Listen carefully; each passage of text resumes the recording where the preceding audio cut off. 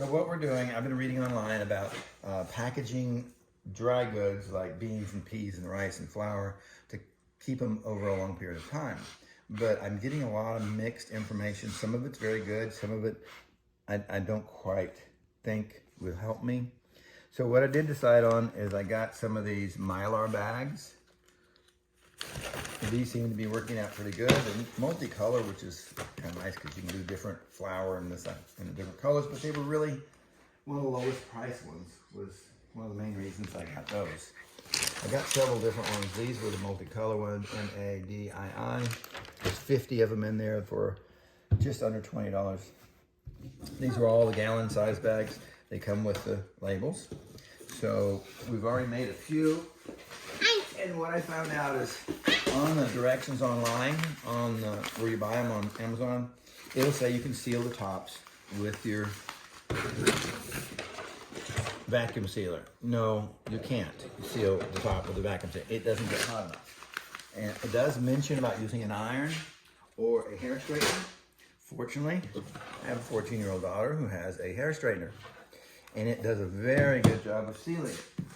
So what the vacuum sealer did, you put it in there and seal it, and it stuck it together, but the least little bit of effort popped it back open, so it didn't really seal it. But what the hair straightener did do is it did a really nice seal. Now you do have to be a little careful, as you'll notice when you start doing it, that the hair straightener will actually melt the bag. But if you play with it, I found one of the best ways to do it is to go across the top and tap on it like that. I tried sliding it, but it would melt the material and it would start dragging the material. So I just kind of go across like that, and it melts it and seems to do a very good job. So we're going to do one here. I've been doing split peas, lentils, and chickpeas, your split green peas. These happen to be one of the first things I'm doing because it's one of the few things the little flower bugs, those little black beetles, didn't get into. Daddy, what is it going like that? Yeah, I put it in there the right way. If you can straighten it out if you don't think it's in there the right way. Yeah. Okay. Thank you. You watch me there and make sure I do it right. All right, so these little burlap bags, depending on what was in there, the bugs really got to them or it didn't get to them at all. So now this one is more chickpeas. So we'll take our bag. And what did you do with my box, Snicker? Here it is. I was using a box to keep this sitting straight up. Now also, if you spend a lot of time researching, you'll know some of them are just plain bags. Daddy. And some of them have the pleated bottom where they actually, they hold more and they'll sit up. And the sit up part's not so much for filling them. These have got the resealable zipper bags. You heat shrink it to make sure it's got a good seal, because a lot of people complain that the bags don't keep a seal. Well, the zipper was really not made to keep the seal over time. That's why you heat shrink it. That keeps the seal over time.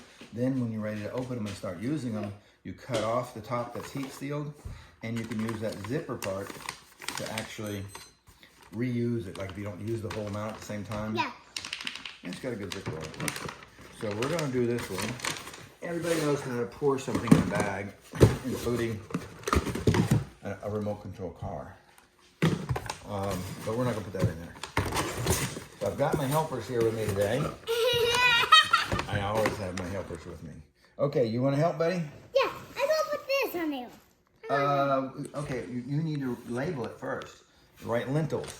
Lintels. What if we get the phone stand holder? Chickpeas. No, this is chickpeas. CHICKPEAS. Dad, Yeah, we can do that. But I'm almost done. So you can be my phone holder for now. yeah.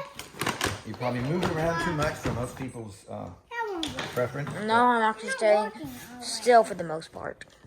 Okay, that's not writing on there for some reason. So we won't do the label right now, but we will do the sealing part. Now, I did get some of the oxygen absorbers.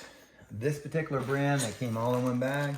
A lot of people were warning that get the ones that come with 5 oxygen absorbers, or he's writing chickpeas for me. Okay, you'll have to let me do that. Per bag, which is a really good idea. because if you get a bag that's got all the oxygen absorbers in one bag, when you open it, they all immediately start absorbing oxygen. So that's why I put a small amount in the little glass jar, so they don't, and then I put all those in a Ziploc bag because it seemed like it could squeeze out more oxygen.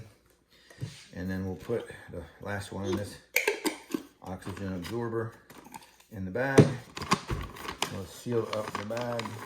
Now the oxygen absorber will remove the oxygen from the bag if you're doing it correctly, which we hope we are doing it correctly.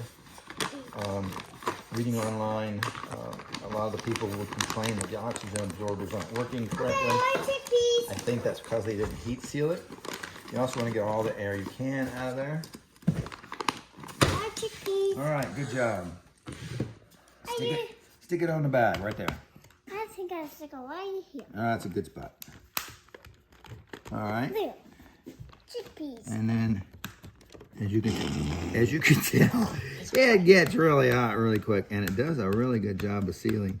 So the heating part is a little ways back from the end, so I'm just kind of lining up my end with the Ziplocs because I want to leave enough room between my Ziploc and my heat seal to actually cut it there and reuse my Ziploc over and over again until the bag is empty. Which, in my family, we have 5 children and 2 adults. 5 children and 2 adults, so we're probably going to use a bag all at one time. So probably didn't really need Ziploc bags, but I got them primarily for the flour because we don't use all the flour at one time. So we've pretty much completed this video, and My son is not a very good camera operator. He gets very impatient. We're going to turn this off, and let it had a little bit of time to cool.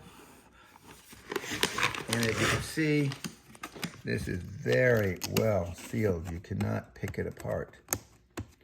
And with the vacuum sealer, it didn't vacuum any of the air out, even with the zipper unzipped, and it didn't seal it. It seals a very thin line, a 1/4 inch or less, but it left some of this loose, which was nice. But when you pull on that, it just came right apart. It didn't seal it at all.